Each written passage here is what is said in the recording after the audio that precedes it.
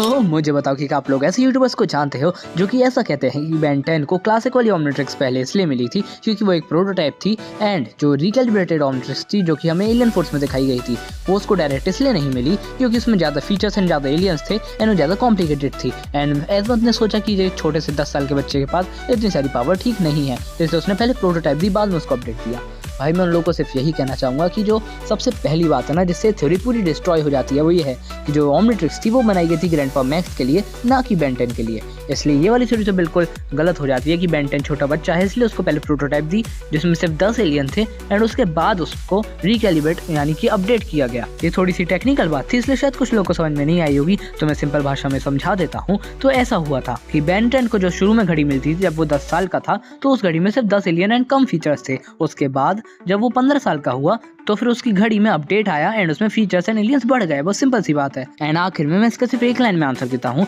कि बेन को सबसे पहले वो 10 एलियन वाली प्रोटोटाइप ओमनिट्रिक्स इसलिए मिली थी क्योंकि उस समय जो एजमत था उसने उसको अपडेट किया ही नहीं था। उसने टाइम रखा था कि इतने टाइम बाद मैं इसको अपडेट करूंगा, तब तक उसने पूरा काम फिनिश किया एंड फाइंड करके अपडेट पब्लिश कर दिया था। एंड ऐसे ही अगर आप लोगों को मेरी एकदम ये रियल वीडियोस अच्छी लगती हैं तो एक बार कमेंट कर देना यार।